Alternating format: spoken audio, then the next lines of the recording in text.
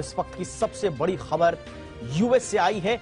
US में सितंबर में खुदरा महंगाई दर अनुमान से ज्यादा बढ़ी है।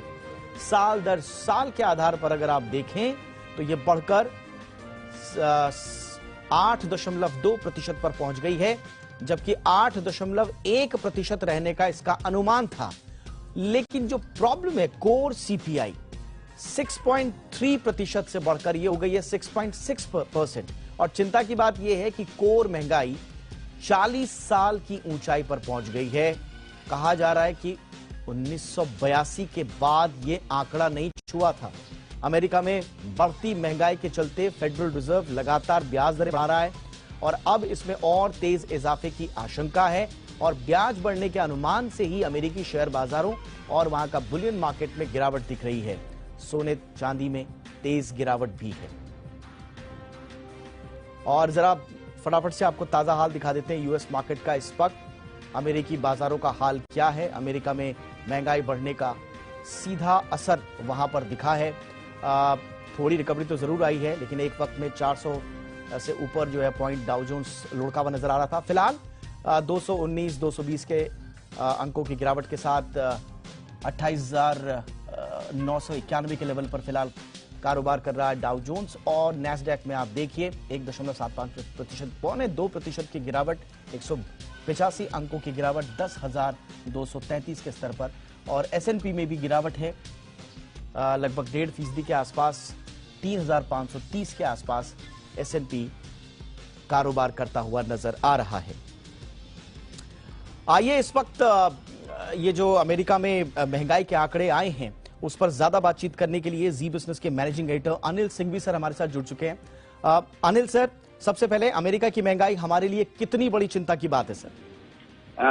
देखिए दीपक, न सिर्फ हमारे लिए बल्कि दुनिया भर के लिए चिंता की बात है, क्योंकि महंगाई दर जो ऊंची बनी हुई है अमेरिका में, जब तक वो कंट्रोल में नहीं आती या जहां उसके कम होने के संकेत नहीं आते, तब तक अमेरिका का जो रिजर्व बैंक है, फेडरल रिजर्व, वो लगातार ब्याज दरें बढ़ाता रहेगा और जोर से बढ़ाएगा। ये डर ही सबको सता रहा है। इसके चलते दुनिया भर में अगर किसी को कोई एक एसेट क्लास खरीदनी है तो वह है डॉलर। डॉलर लगातार मजबूत हो रहा है, डॉलर इंडेक्स लगातार मजबूत हो रहा है। जब डॉलर मजबूत होता है बाकी सारी एसेट्स जो है वो कमजोर होती, चाहे वो कमोडिटीज हो, जैसे कि आप अभी सोना चांदी की बात कर रहे थे, चाहे इक्विटी मार्केट हो, चाहे बॉन्ड्स हो, ये सारे के सारे कमजोर होने का एक ट्रेंड दिखाते हैं। और इसी लिहाज से अमेरिका की महंगाई का इनडायरेक्टली डायरेक्टली दोनों ही तरीके से पूरी दुनिया पर काफी असर पड़ता है। वो आप देख भी रहे हैं कि किस तरह से महंगाई वहां सबसे ज्यादा बढ़ी हुई है, लेकिन बाकी जगह भी अमेरिकी बाजारों का और उनकी महंगाई का और फेड के एक्शन का असर सब पर पड़ी है। जी सर, अब सर फेड ने जो रेज किया है बेंचमार्क इंटरेस्ट रेट को 5 बार कर दिया है। अभी भी सब आशंका यही जाहिर कर रहे हैं कि आगे भी करेगा। हमारे आरबीआई पर कितना प्रेशर आएगा सर? देखिए, आरबीआई को करना ही पड़ेगा, क्योंकि और कोई ऑप्शन आपके पास है नहीं। वैसे भी डॉलर मजबूत हो रहा है, रुपया कमजोर हो रहा है। हम ये कहने में कह सकते हैं डेफिनेटली हमारी करेंसी दुनिया भर की दूसरी करेंसीज के मुकाबले में डॉलर के सामने कम कमजोर हुई है, लेकिन आप ज्यादा देर बच नहीं सकते। और अगर हम करेंसी को कमजोर ना होने दें तो उसकी भी अपनी एक कॉस्ट है। आप डॉलर बेचेंगे तो कितना बेचेंगे, फिर आपके लिए डॉलर के रिजर्व्स कम हो जाते हैं। तो करेंसी एक लेवल के बाद उसको रोक पाना गिरने से या आरबीआई के लिए भी मुश्किल काम है। तब ऐसे में एक ही ऑप्शन जो आरबीआई के पास बच जाता है वो है कि हम भी ब्याज दरें बढ़ाएं। और वैसे भी हमारे पास भी ब्याज दरें बढ़ाने के लिए एक केस है। देखिए, कल ही जो महंगाई के आंकड़े आए 7.41% आए, हमारी भी महंगाई बढ़कर आई है। अमेरिका में भी अगर आज आप देखें तो ऐसा कोई बहुत फर्क नहीं पड़ा है। 8.3% महंगाई थी, 8.2% आई, अनुमान 8.1% का था।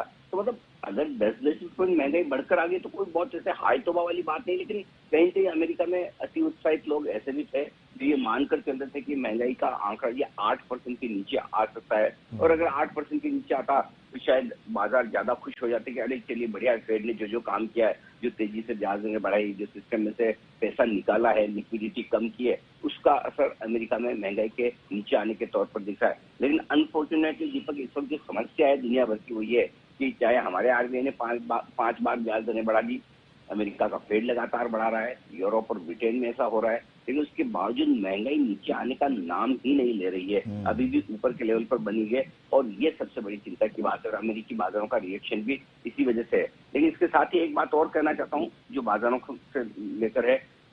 अमेरिकी बाजार लगातार 6 दिन से कमजोर है। नेस्डेक तो लगातार 6 दिन से नीचे ही बंद हुआ है। डाउ थोड़ा सा 6 में से एक दिन 30-35 पॉइंट ऊपर बंद हुआ है, यानी कि इफेक्टिवली 6 दिनों से डाउ नेस्डेक दोनों कमजोर है। तो इन महंगाई के आंकड़ों के पहले ऑलरेडी अमेरिकी बाजार कमजोर हो चुके हैं, और इसी वजह से आंकड़ा देखते ही एक जो बड़ा रिएक्शन आया, उस रिएक्शन के बाद अब अमेरिकी बाजार हल्की फुल्की निचले स्तर से रिकवरी दिखा रहे हैं। तो इवेंट निकल गई, एक अब अगले आंकड़े का इंतजार होगा, अगले फेड के एक्शन का इंतजार होगा। Absolutely sir. पर इसी बीच एक सवाल ये भी है सर कि महंगाई के मोर्चे पर तो हम लोग सर्जरीज कर रहे हैं, पूरी दुनिया कर रही है, लेकिन अभी दुनिया को शायद अपनी ग्रोथ की इतनी चिंता, लेकिन भारत के लिए दोनों मेंटेन करना होगा। अब एक अच्छी बात यह है कि भारत इकलौता चमकता सितारा कहा जा रहा है, आईएमएफ ने भी कहा है, लेकिन ये महंगाई जो बढ़ रही है, ये हम 6-6.5% की ग्रोथ को सर सस्टेन कर पाएंगे? बहुत चैलेंज होगा दीपक। और आप देखिए 18 महीने में पहली बार इंडस्ट्रियल प्रोडक्शन की ग्रोथ के आंकड़े जो आए कल, वो नेगेटिव आए, -0.8%, यानी कि 1% नेगेटिव है। बाकी जगह तो असर दिख नहीं रहा, लेकिन हाँ, ग्रोथ पर असर सब जगह दिख रहा है। और स्पेशली हमने कल ही देखा है कि तो प्रॉब्लम वही है कि ये जो ब्याज दरें बढ़ाने की दवा है, ये दवा महंगाई को ठीक करने के लिए, लेकिन महंगाई की बजाय इसके साइड इफेक्ट ग्रोथ पर हो रहे हैं, और ये ग्रोथ के असर दुनिया भर में दिखेंगे। इसलिए अगर जल्दी से महंगाई नीचे ना आए तो दुनिया भर के लिए समस्या। अब समस्या क्या है? समस्या महंगाई की जो है वो पूरी की पूरी, जब तक रशिया और यूक्रेन वाला मामला पूरी तरह से नहीं सुलझता, तब तक कमोडिटीज के दाम तेजी से नीचे आएंगे नहीं, और तब तक है ना, ये रिस्क हमेशा बनी रहेगी।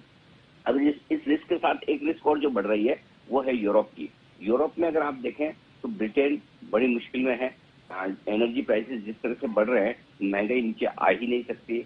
दूसरी तरफ यूरोप के बाकी देश हैं, इनके लिए बड़ी समस्याएं हो रही है इन्फ्लेशन को लेकर। तो अब डर ये कि अगर रशिया और यूक्रेन वाला मामला जल्दी से खत्म नहीं होता और दुनिया भर के बाजार तब तक शांत नहीं होते, तो फिर ऐसे में अगली जो बुरी खबर कहीं यूरोप से आ सकती है। कोई 1-2 देश बड़े दिक्कत में आ सकते हैं।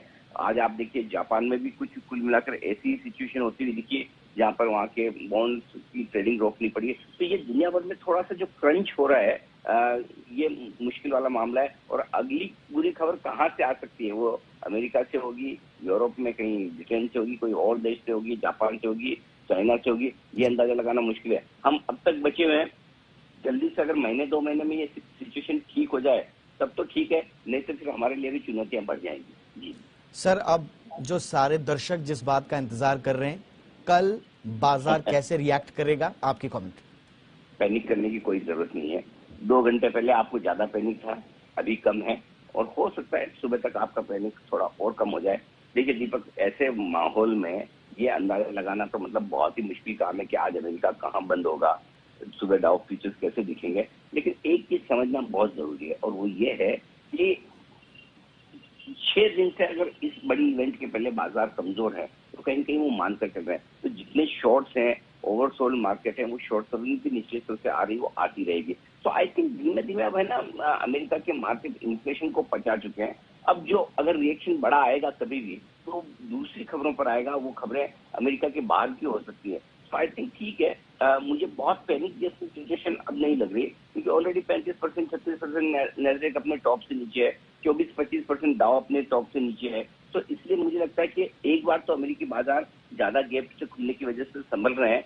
बहुत तेजी की भी उम्मीद में नहीं करता इस तरह के मूड माहौल में, लेकिन बहुत पैनिक होके ऐसा कि सुबह डाउ आपको जब बंद हो 800-1000 पॉइंट नीचे दिखे, ऐसी सिचुएशन भी मुझे नहीं दिखी। तो अब थोड़े से रेंज बाउंड होकर सेटल होने चाहिए। थोड़ी शॉर्ट कवरिंग भी होगी, ऊपर आया तो थोड़ी वापस से प्रॉफिट बुकिंग भी होगी। तो मैं पैनिक तो नहीं देखा, लेकिन हाँ, खबरें कहीं कहीं किसी न किसी और रीजन से आने की संभावना अभी भी बनेगी। जी, बहुत बहुत शुक्रिया सर इस तमाम जानकारी के लिए। तो अनिल सर का साफ तौर पर कहना है, और एक लाइन में अगर मैं सार निकालूं तो अनिल सर निवेशकों को कह रहे हैं कि आपने घबराना नहीं।